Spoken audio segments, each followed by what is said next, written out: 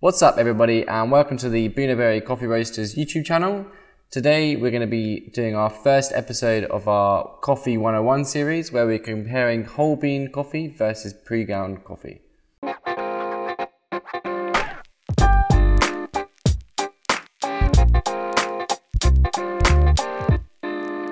One of the main problems when you're buying pre-ground coffee is freshness. Now, when you stop roasting coffee, from the moment you consume it, it's degassing, which means that it's releasing CO2.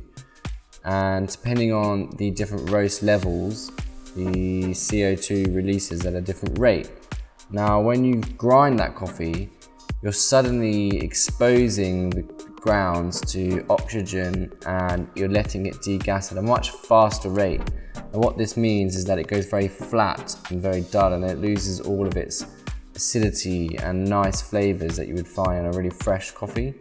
So when you're buying the pre-ground coffee from the supermarket, or you're buying pre-ground coffee which was ground 2 weeks ago, a week ago, you're losing all of these nice, fresh, juicy flavors that the coffee could have. Now, this kind of leads on to grinding the coffee yourself and the ways that you can do that.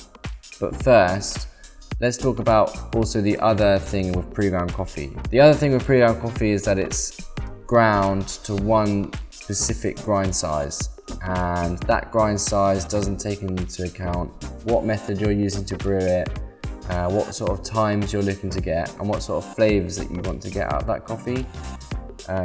You're just relying on the grind size working, and that's not really the best way to brew coffee. Every method requires a very different grind size. There's a big difference between a French press and an espresso.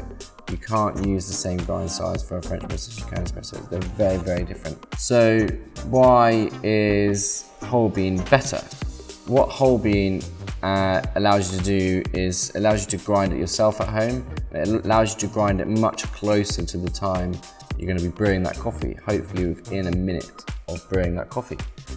And what it allows you to do is it allows you to play around with grind size yourself, so you can fine tune your brewing to taste much better and much more what you want it to taste like, rather than being dictated by what the person who ground it up wanted it to be. Grinding at home, it can be quite expensive, and grinders, there's a huge range of prices. The best way to start, if you haven't got a grinder and you're looking to make the transition from pre-ground to ground coffee to grinding it yourself, is to buy a little hand grinder. You can typically pick these up for about £30.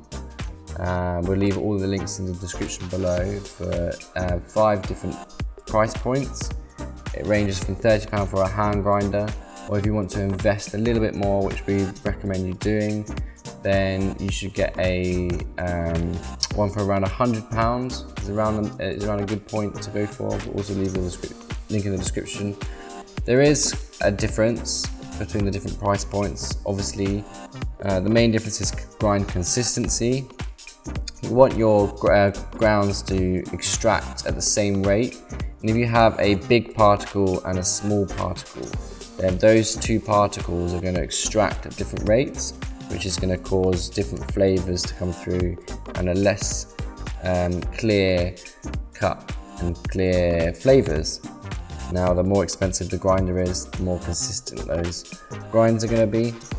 But as I said, if you're just starting off and you're just making the transition from pre-ground to ground coffee to whole bean coffee, then worrying about a £300 grinder and the consistency is not going to make a huge difference. You're going to notice a huge difference when you start grinding it yourself compared to buying it pre-ground, and that's a great place to start. So thanks for watching the video, and what I want you to do is comment below whether you're using pre-ground or whole bean and why, and if you're using whole bean, what grinder are you using, and what suggestions do you have for everybody else that may be making a transition from pre-ground to whole bean. And make sure you check in next week. We're doing a Coffee 101 series where every week we're going to be releasing a video on a different topic. So this week's topic was whole bean versus ground. Next week's topic, we're going to be talking about how water quality affects your coffee. So make sure you subscribe, make sure you share this video, and make sure you give it a thumbs up, and we'll catch you next week. Ciao.